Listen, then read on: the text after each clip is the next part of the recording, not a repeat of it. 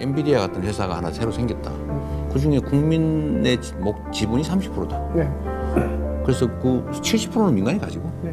30%는 국민 모두가 나누면 굳이 세금에 막 그렇게 의존하지 않아도 되는 상황이 네네네. 오지 않을까요?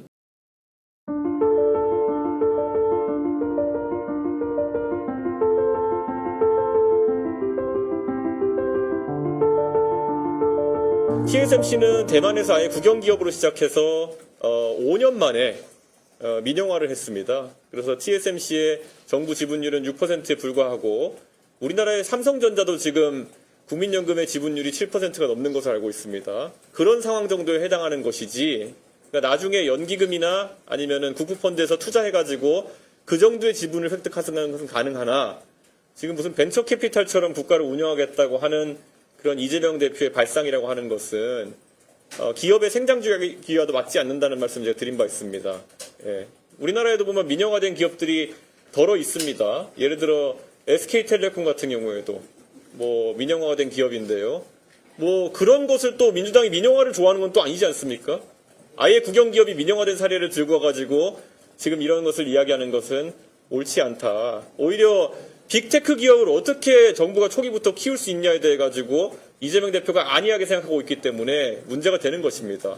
엔비디아가 될 기업을 특정해 가지고 만약에 국가가 선별해서 지원할 수 있다 그러면은 그 국가는 대단한 국가입니다. 예. 그런데 왜 그렇게 되지 않느냐? 왜 다른 나라들은 그럼 그렇게 하고 있지 않느냐에 대해 생각해 보면 될 것 같습니다. 역설적으로 이재명 대표가 만들고 싶다는 엔비디아 자체가 정부의 지원으로 탄생한 기업이 아닙니다. 미국에는 빅테크 어느 기업을 본다 하더라도 애플이 국영기업으로 시작했습니까? 아니면 마이크로소프트가 국영기업으로 시작했습니까?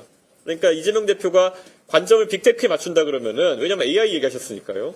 오히려 맞지 않습니다. 오히려 윤석열 대통령 시기에 대왕고래 프로젝트 같은 경우에는 사우디 아람코 같은 회사를 만들기 위해 가지고 정부 지분을 높여가지고 광부 탐사할 수 있겠지만은 그러면 이재명과 윤석열이 다른 게 뭡니까?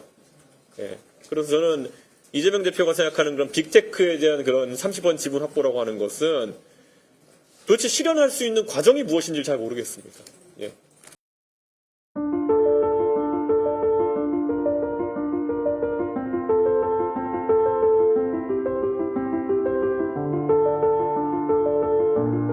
오늘 이재명 대표가 올리신 말씀은 굉장히 실망스러웠습니다. 원색적으로 문맹이라는 표현을 쓰면서까지 여기에 대해서 다른 의견을 가진 사람들을 매도하시던데요. 이게 이재명 대표가 말하는 소통의 방식인지가 굉장히 궁금합니다. 적어도 반론할 것이 있으면 반론을 하면 되는 것이지 원색적으로 문맹이라고 말한다고 하는 것은 글쎄요. 아마 그런 문맹이라는 표현을 다른 사람이 썼으면 민주당같이 PC주의에 깃든 정당에서는 비하 표현이라고 또 했을 겁니다.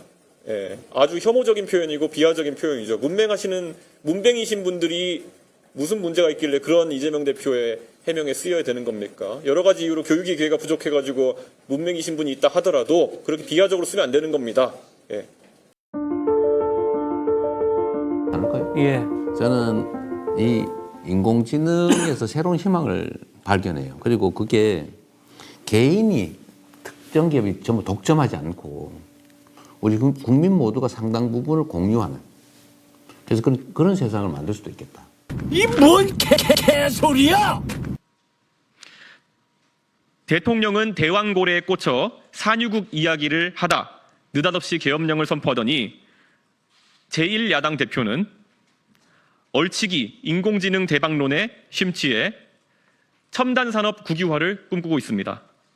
한쪽은 반지성, 다른 한쪽은 무지성입니다.